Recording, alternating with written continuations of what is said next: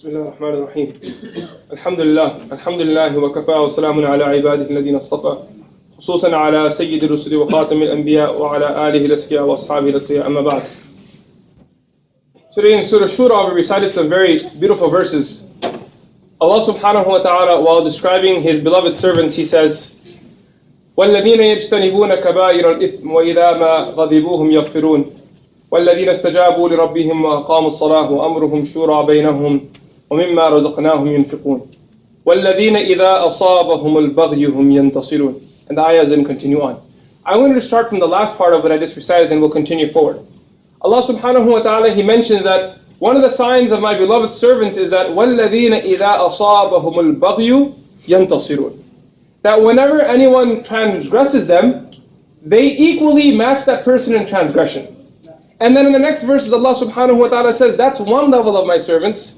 For example, if someone does something wrong to you, if someone does something bad, says something bad to you, if someone hurts you in a particular way, you have the legal right to now take revenge from that person equivalent to what that person has done to you. For example, if a person was to say, the Mufassirin, they use this word, they say, if a person was to come to you and say to you, أَخْزَاكَ Allah, which means may Allah disgrace you. Now legally, it is permissible for you to say to that person, أَخْزَاكَ Allah, that may you also be disgraced. And in one narration, it states that if a person says something, when a person initiates, something evil, and the other person responds, the person who initiated is responsible for both of the sins of the people, until the second person surpasses the first. When the second person surpasses the first, now he will be held accountable by Allah subhanahu wa ta'ala. There was a great oppressor in Islamic history by the name of Hajjaj bin Yusuf. Some of you may have heard of his name. Someone asked one of the scholars of the time, that is it permissible for us to make dua against Hajjaj bin Yusuf that he be destroyed? Can we curse him? Can we make dua against him? So the scholar mentioned that it is permissible for you to make dua against Hajjaj bin Yusuf. However, bear in mind, make sure you know your limits and you don't pass him. Because if you pass him in making dua against him, it is possible that Allah subhanahu wa ta'ala will hold you accountable on the Day of Judgment.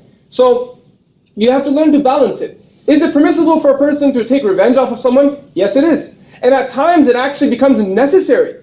It becomes necessary for a person not to forgive. There are times when you forgive, and then there are times where you tell yourself, I won't forgive because if I continue to forgive, this issue will only continue on. I'll give you an example. There was a great scholar from the subcontinent by the name of Mujaddid al-Fithani rahmatullahi alayhi, Sheikh Ahmad Sarhindi. Sheikh Ahmad Sarhindi, he said something very beautiful. He said, to do takabbur in front of a mutakabbir is sadaqah. You guys understand that? To do takabbur in front of a mutakabbir is sadaqah. What that means is, if there's someone who's very boasty, really full of himself, someone who's very proud of himself, really full of pride, he said, to show pride to that person is a form of sadaqah. Because a person who's full of pride, if you try to be humble in front of him, you're only feeding his ego. You're feeding the fire even more. So at that time, you shouldn't be humble then. That's where you need to stand firm and say, no, this is not how it's going to be. If you did wrong, I'm going to tell you straight to your face. If there's a bully in the community, someone that's oppressing other people with his tongue, with their hand, with their wealth, then for you to be humble is not the right thing. For you to stand up and raise your voice that what you're doing is wrong, and you need to know that what you're doing is wrong. And there are many examples of this. Many examples. Someone once came to me and said to me, Sheikh, I went for Hajj, and I paid a premium dollar for my Hajj package. I paid a lot of money. Paid $10,000 for the Hajj package. How much? There was a time where we used to do Hajj for $4,000. Anyone remember those days? No. Right? No, you don't remember them? They don't exist anymore? $10,000 Hajj package, okay? He said, but when I went there, the person oppressed me. He did not give me the service that he promised me. And the room that I was told I was going to get, I didn't get that. The food I was promised, I didn't get that. The buses I was promised, I didn't get that. The flights that were promised, I didn't get those either. He said, everything that I was promised, the person went against his promise. And then when I held him accountable in the haram, in Makkah, I called him out and I said, you've oppressed me. He said to me, brother, it's Hajj, do sabr. What did he say? Brother, it's Hajj, do sabr. People love using the religion as their shield, right? So he asked me, Sheikh, is it permissible for me to sue that guy? Because he took my money and I want my money back. At least equivalent to what he oppressed me for. Now someone would say to him, brother, you know what, forgive him. Someone would say, go ahead and do it. What I did was I asked that brother, look, have other people in the same group, do the other people in the same group have the same complaint? He said, most of the people in the group have the same complaint. Then I said, maybe it's best for you to take this to an arbiter and actually sit down and see who was in fault. And if anyone was in fault, then they should compensate on behalf of their fault. You shouldn't use religion to hold it as, you shouldn't hold religion as a shield and hide behind it when you're oppressing other people. If as a person you made someone a promise, you owe them that promise. And if a person has a track record of making promises to people and not fulfilling it, then it becomes a responsibility of someone to stand up and say, brother, this is not how you do it. However, when you do correct someone, you need to know how to do it. You don't go public with it and disgrace them and humiliate them. You have to know how to work with it mildly. And if it doesn't work, then you bring it to the people who can now be influential in that situation and resolve the situation. Now, there was an incident during Hudaybiyah, where the Prophet, you guys know the Hudaybiyah, the famous treaty that took place between the Muslims and the people of Makkah Mukarramah. So during the treaty of Hudaybiyah, one of the spokesmen from the side of the mushrikeen of Makkah Mukarramah, he stood to the Prophet ﷺ's face and he said something very foul to the Prophet. He said, you know, Muhammad, I'm just telling you right now, that you know all these guys around you, one day they're all going to run away from you. And when everyone abandons you and you're going to be all alone, we're going to come and grab you then. Now when he said this, that the Sahaba would leave the Prophet ﷺ, you guys don't understand what this means. But for the Sahaba, that was the biggest swear you could have ever given them. That was the biggest, the filthiest swear you could have said at a Sahabi, was that one day you're going to abandon from the Prophet and you're going to run away from him. And then we're going to crush him. Sayyidina Abu Bakr Siddiq radiallahu anhu was standing there. And while this person is saying this, imagine the emotions that are going through Abu Bakr's mind. That I went through thick and thin, I never abandoned the Prophet sallallahu alaihi wasallam. I stood by him during Hijrah. I was there when he was being beaten up in Makkah Mukarramah, and I was being beaten up in Makkah Mukarramah. I was with him in the battle of Badr, Uhud, and Khandaq. And here you're saying that I'm going to leave him one day? Abu Bakr Siddiq radiallahu anhu, what does he do? Does he remain silent? Does he stay humble and quiet? No, he raised his voice. And he said something to him. He said, Umsus Badr al-Lat. Now, I can't translate this statement because there are young kids in this gathering. But for those of you who can read between the lines, it was one of the most harsh statements a man like Sayyidina Abu Bakr Siddiq radiallahu anh could have said. And the scholars actually discussed this, that the Prophet called him Siddiq, the truthful in the tongue. Meaning the man he had a very pure tongue. But how could he say such a swear? It's such a foul statement, he said. So the scholars, they say, even that harsh statement coming out of his tongue at that time was a sign of his truthfulness. Because that's how they offended him, and that's how he came right back at them. He didn't hide something inside him. He immediately said it to that person the way it was. So at times you need to know that there is a responsibility upon us to stand up and raise our voice. When oppression is taking place, when the community is being oppressed, when another person is being oppressed, the Prophet ﷺ said, "Unsur akhaka zaliman aw madluman." That help your brother if he is an oppressor. Or help your brother if he is oppressed. So now the second part of the hadith makes sense. If someone's oppressed, help him. How do you help him? Stop the oppressor, push him away. Go take the oppressed, give him a home, give him some clothing. The first part of the hadith, what does that mean? Help your brother if he is an oppressor. Does that mean you beat the other guy with him? No. The Prophet says help him. What does help him mean? Help him stop his oppression. Help him stop it. You tell him. Many people, they're so used to hearing their praise that no one's ever gone to them and told them that this is what the reality is. You're just a very arrogant, sick person, and people are getting fed up with you. I'm just telling it to you. You know, don't say it like that, because that'll cause a lot of problems. But at times you need to know how to say it. You need to know when to say it.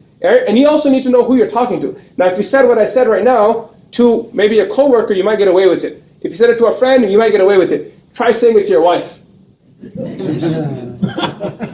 Right? You have to know how to say it. You have to know when to say it. And you have to always ask yourself, that is my statement actually a sign of my disease? Or in reality, is that person the way I'm saying? It's a very tricky place to be at when you're correcting other people and when you have to call other people out. Now, however, the normal attitude of a Muslim should not be to always want revenge. This whole idea of always wanting revenge is also a spiritual disease. Sometimes demanding revenge, like I said earlier, when it's justifiable, when it's needed, is necessary. But majority of the times, if someone does something wrong to you, what should be your first response? Forgive it. Overlook that person. Let it be. Someone takes something of yours, forget about it. Someone takes your shoes one day by accident outside this hall, rather than standing here and saying someone stole it, and this happens all the time. You go to any masjid, right? And someone will always be standing at the shoe case after Jummah Salah saying, someone stole my shoes. Forgive people. Overlook them. I remember one thing I heard a long time ago, many years ago. There was a sheikh who used to go for Jummah prayer. And when he used to go for Jummah prayer, he would take his slippers off and put them inside the shoe rack. This is back home. So, they have thousands of people and everyone puts their shoes there. People don't have, greatly distinguished shoes. They're more or less the same slippers everyone's wearing. So he would take his shoes and put them inside. His students realized that everyone's shoes would go missing every week. His shoes would never go missing. So Because in India and Pakistan, back home, they also have this idea of chappal chori. You guys know what that means?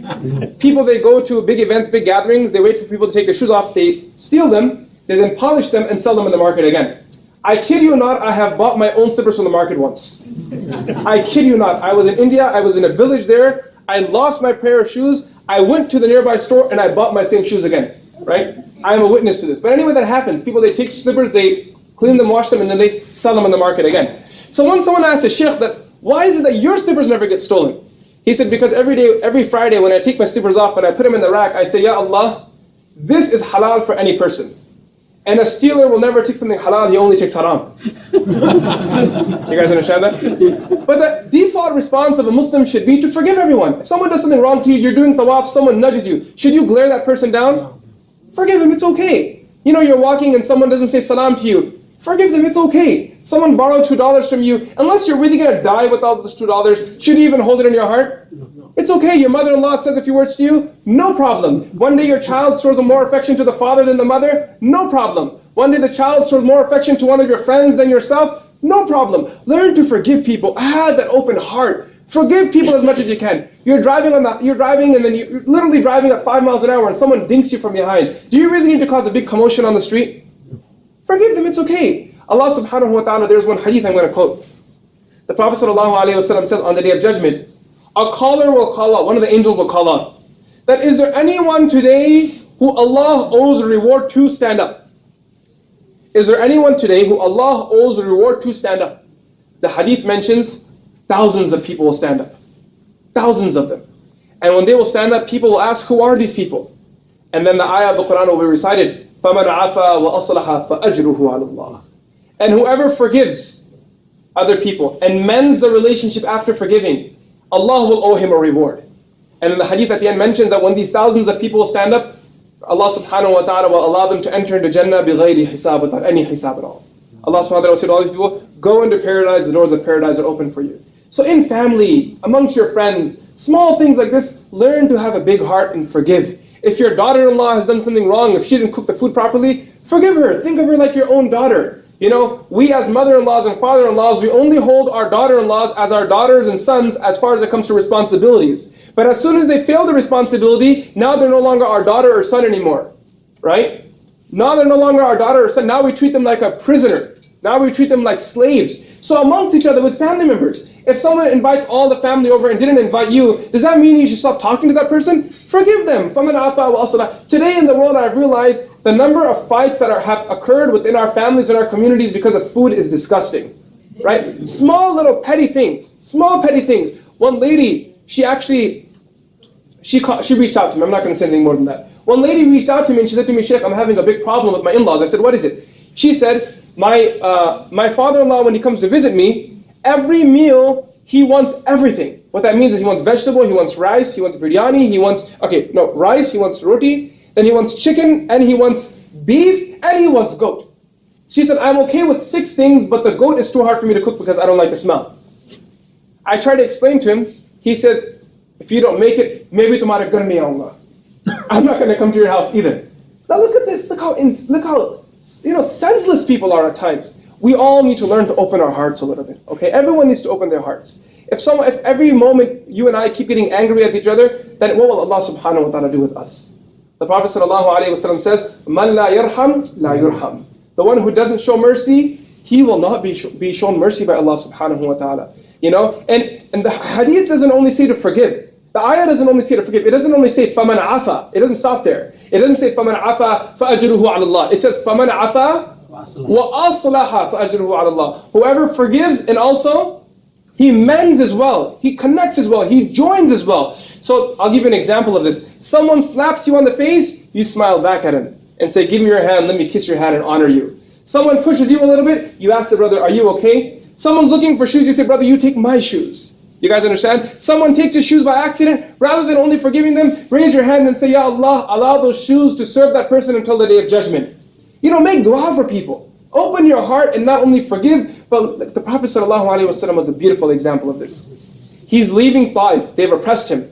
He doesn't only forgive them, but he also makes dua as well. He says, Ya Allah, if not them, then from their children someone will accept Islam.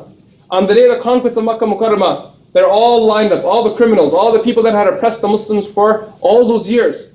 And the Prophet not only does he forgive them, he also honors them as well. Right? He says, whoever enters into the house of Abu Sufyan, we give him aman. Abu Sufyan had accepted Islam at the time. But anyway, the Prophet ﷺ, he honored them. We have so many examples like this from the Prophet's life. The lady who tried, the Jewish lady who poisoned the Prophet ﷺ. The Prophet ﷺ didn't have her killed in return. The Prophet ﷺ, he forgave her. And even during the Prophet's death, he said, I can still taste the poison from that lady in my mouth, and that's what's causing it right now.